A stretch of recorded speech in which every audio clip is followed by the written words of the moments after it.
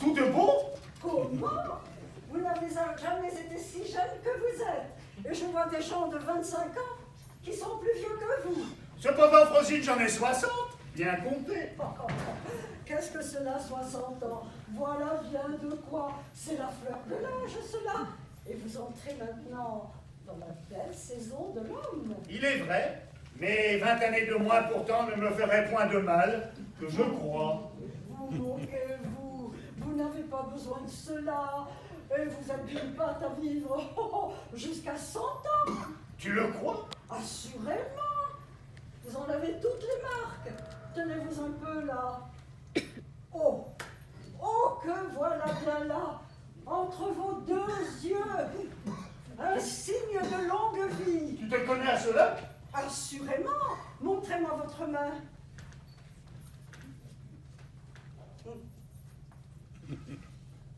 Oh, oh, oh, que voilà bien là, un signe de longue vie. Comment? Par ma foi, je disais 100 ans, mais vous passerez les 120. Eh bien, qu'est-ce que cela veut dire? Il faudra vous assommer, vous dis-je, et vous mettrez en terre et vos enfants, et les enfants de vos enfants. Tant mieux!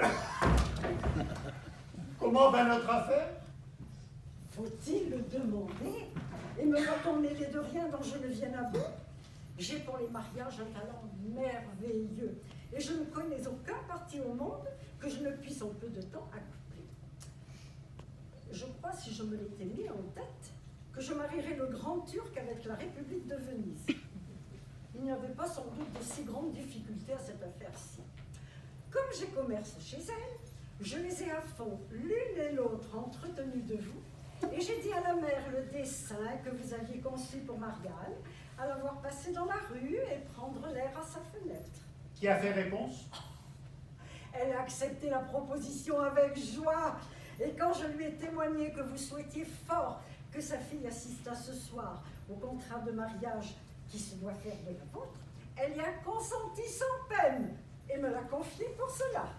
C'est que je suis obligé, Frosine, de donner à souper au seigneur Anselme, et je serais bien aise qu'elle soit du régal. Mais vous avez raison.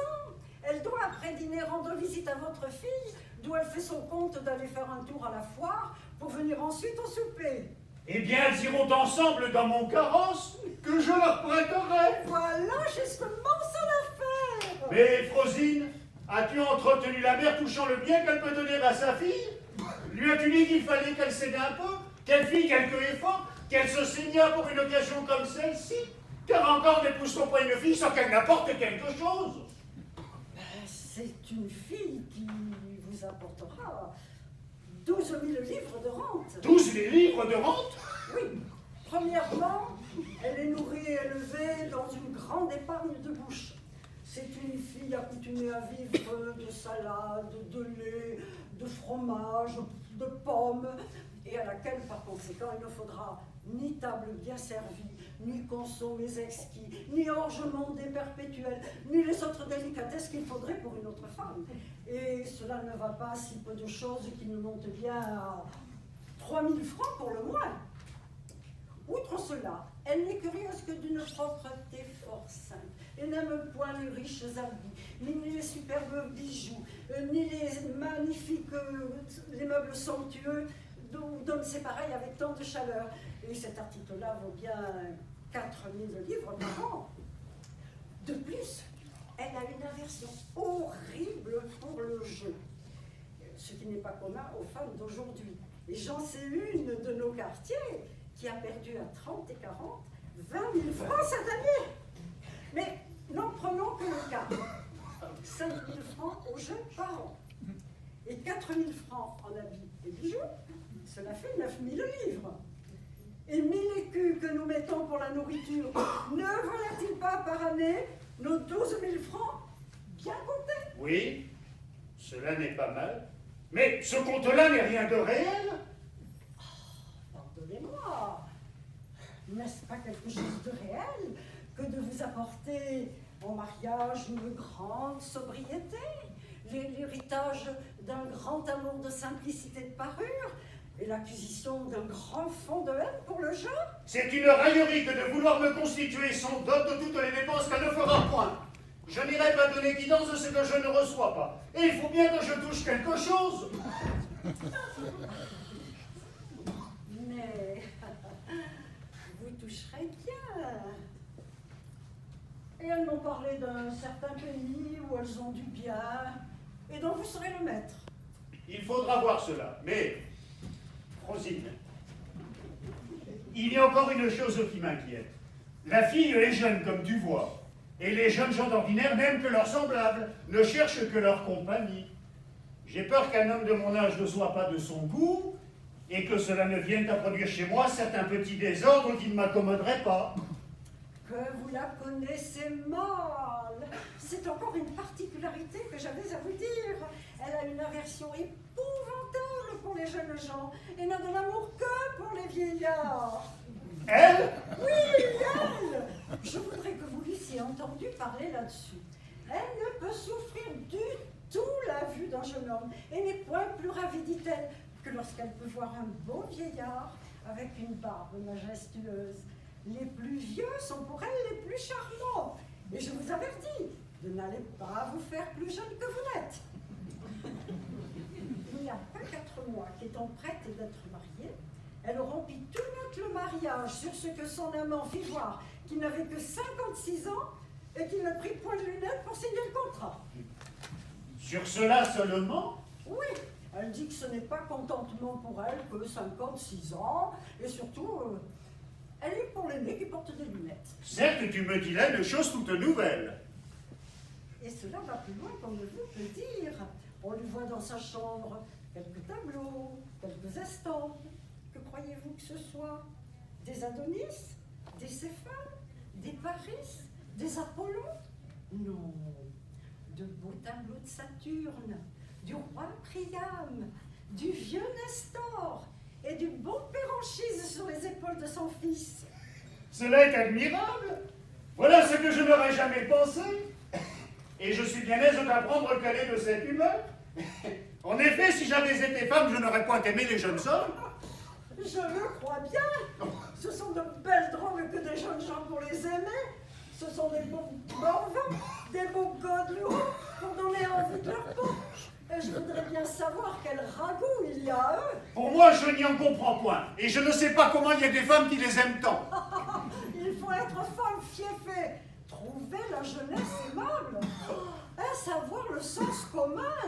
Et peut-on s'intéresser à ces animaux-là? C'est ce que je dis tous les jours. Avec leur ton de poule laitée, leurs 3 petits bras de barbe relevés en barbe de chat, leur perruque en étau, leurs haut de choses tout tombant, et leurs estomacs débraillés.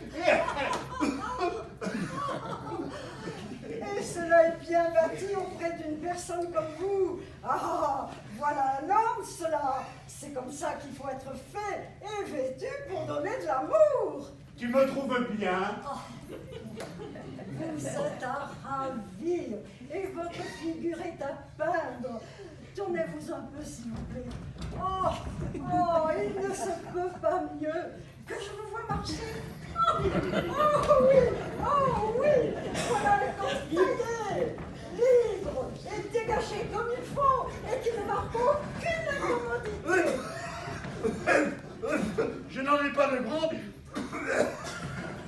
Dieu merci. Il n'y a que ma fluxion qui me prend de temps en temps. Cela va bien.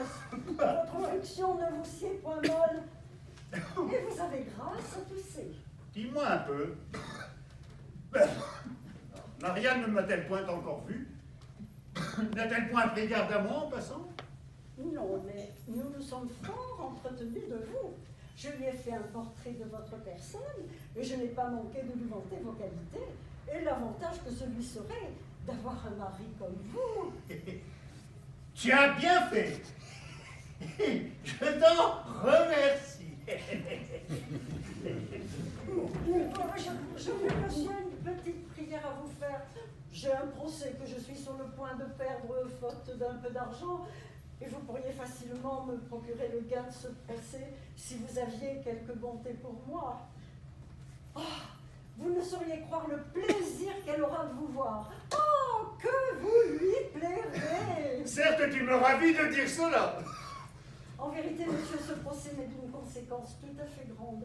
Je suis ruinée si je le perds, et quelques petites assistances me rétabliraient mes affaires. Oh, je voudrais que vous eussiez vu le ravissement où elle était à m'entendre parler de vous. La joie éclatait dans ses yeux au récit de vos qualités. Et je l'ai mise enfin dans une impatience extrême de voir ce mariage entièrement conclu. Tu m'as fait grand plaisir, Frosine. Et je t'en ai, je te l'avoue, toutes les obligations du monde. Je vous prie, monsieur, de m'accorder le petit secours que je vous demande. Cela me remettra sur pied et je vous en serai éternellement obligée. Adieu, je vais achever mes dépêches. Oh, je vous assure que vous ne sauriez jamais me soulager dans un pareil besoin. Je mettrai ordre que mon carrosse soit tout prêt pour vous mener à la foire. Je ne vous importunerai pas si je m'y voyais forcé par la nécessité. Et j'aurai soin qu'on soupe de bonheur pour ne vous point faire malade. Oh, ne me refusez pas la grâce dont je vous sollicite. Je m'en vais, moi là qu'on m'appelle, jusqu'à tantôt. Oh, que la fièvre te serre, chien de vilain, tous les diables. Oh, le ladre a été ferme à toutes mes attaques. Mais je ne renonce point à la négociation, car j'ai de l'autre côté, en tout cas, d'où je suis assurée de tirer bonne récompense.